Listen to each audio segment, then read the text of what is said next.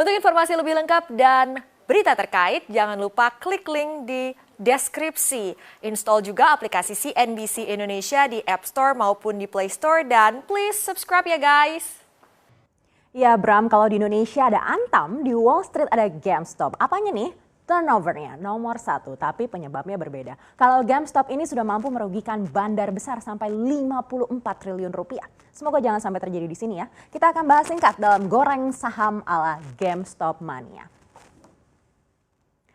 Nah, yang sedang hot-hotnya dibahas ini di Bursa Wall Street, ini adalah misi balas dendam para investor retail di saham GameStop yang membuat saham perusahaan perlengkapan game ini melesat irasional dalam beberapa hari terakhir. Kita akan lihat secara singkat kronologis perang saham GameStop. Nah, GameStop ini adalah toko perlengkapan game yang dimiliki oleh Brick and Mortar. Perusahaan ini awalnya terdampak parah akibat pandemi karena hanya konsentrasi di toko konvensional dan di tengah perjuangan finansial, GameSpot lalu dilirik oleh sebuah hedge fund raksasa bernama Melvin Capital dan juga perusahaan hedge fund ini membuka opsi short sell di dalam saham GameStop. Nah, short sell sendiri adalah transaksi di mana seorang investor ini bisa melakukan penjualan saham tanpa memiliki sahamnya lebih dulu. Jadi bisa dibilang investor ini meminjam saham dari sekuritas untuk menjualnya dengan harapan jika sahamnya turun lalu dia bisa membeli lagi di harga murah dan kembali ke sekuritas dengan keuntungan. Nah, akibat terus dijual dengan cara seperti ini harganya sampai ambruk ke 2,57 dolar per sahamnya. Nah, setelah sahamnya runtuh, perusahaan terpaksa harus melakukan aksi buyback agar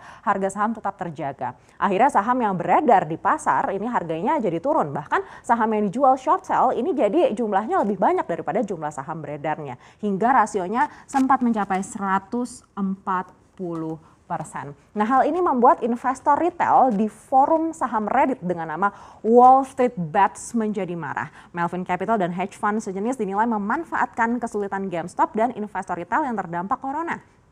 Untuk itu para investor retail yang biasa melakukan trading harian berkumpul dan sepakat mulai melakukan pembelian di saham GameStop yang lebih mirip dengan perang melawan hedge fund ini. Nah, serangan pertama dilakukan sebanyak lebih dari 800 ribu dolar Amerika Serikat atau sekitar 11,3 miliar rupiah. Akhirnya sahamnya mulai bangkit jadi ke 17 dolar Amerika Serikat per saham. Nah, melihat kebangkitan GameStop ini mulai semakin banyak akhirnya mengikuti jejak kumpulan investor retail ini dan membuat harga sahamnya di 13 Januari naik ke 31 dolar Amerika Serikat per saham. Nah, beberapa hedge fund akhirnya melihat kenaikan harga drastis ini terpaksa menutup posisinya karena harus membeli saham di harga yang tinggi begitu ya. Ketika dilihat oleh hedge fund lainnya, maka mulailah hedge fund lain panik dan melakukan aksi untuk mengarahkan investor dengan cuitan-cuitan yang mengatakan, oh harga saham GameStop ini akan turun ke 20 dolar per saham.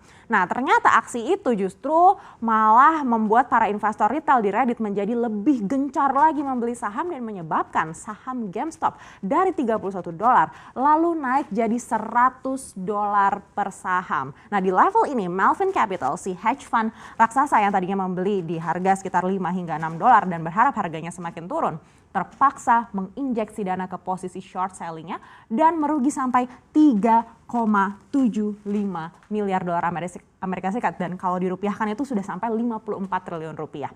Dari total dana kelolaannya, Melvin bahkan sudah minus hingga 30% begitu ya. Dan untuk menutup dana ini, Melvin harus merogoh budget dari dua hedge fund raksasa lainnya yaitu Citadel dan juga Point72 sampai 38,8 triliun rupiah. Ternyata investor retail ini semakin gencar melakukan pembelian sampai sahamnya naik lagi ke 147,98 dolar Amerika Serikat di 26 Januari.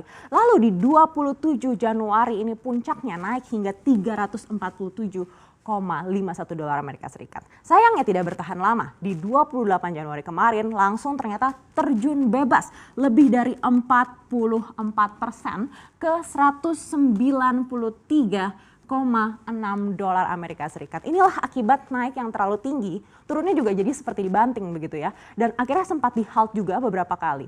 Memang bukan main-main, kekuatan investor retail ini yang bahkan bukanlah investor profesional Wall Street. Seperti apa?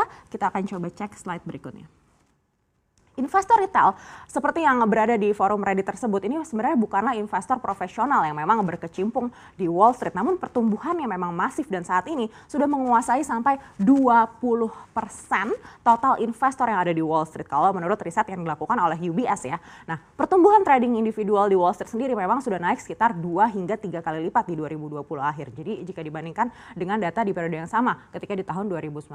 Nah, investor retail atau day trader amatir ini bergerak hanya karena ikut-ikutan sentimen pasar semata. Contohnya ya di kasus GameStop ini. Jadi ketika ada sekelompok yang mulai membeli, maka yang lain ikut-ikutan sampai harganya jadi seliar itu. Beda dengan investor profesional yang memang bergerak mengikuti analisis teknikal dan juga analisis fundamental yang ternyata terbukti di beberapa hari belakangan ini sama sekali tidak berdaya menghadapi kekuatan investor retail yang bersatu. Bayangkan saja satu forum Wall Street Bets di Reddit ini terdiri dari 3.000 member begitu ya, dan tidak hanya di Reddit tapi juga sudah menyebar di platform lain seperti Discord, ada di Facebook juga, bahkan Twitter begitu. Dan ketika kenaikannya sudah masif, akhirnya semakin tidak terbendung lagi. Liarnya harga saham GME ini juga menuai banyak reaksi dari regulator. Kita coba cek slide berikutnya. Tidak disangka ya, Gedung Putih ini sampai angkat suara melihat kegaduhan di pasar modal. Bahkan jubir Gedung Putih Jen Psaki mengatakan kalau perilaku investor ini sudah diperhatikan oleh Menteri Keuangan Janet Yellen. Selain itu Komisi Sekuritas dan Bursa di Amerika Serikat atau SEC ini juga angkat bicara begitu ya. Menurutnya situasi ini juga sudah diperhatikan dan pihaknya sedang bersiap nih untuk mengambil langkah apa untuk regulasinya begitu ya. Kalau menurut salah satu mantan dari kuasa hukum SEC mengatakan salah satu opsi adalah menghentikan perdagangan saham GameStop selama 10 hari untuk bisa menenangkan pasar begitu ya. Nah, ini juga sudah terjadi kemarin, sempat di halt beberapa kali, dan lalu juga dari anggota Senat Elizabeth Warren ini juga sudah meminta para regulator untuk bangun dan melakukan sesuatu untuk bisa menenangkan investor.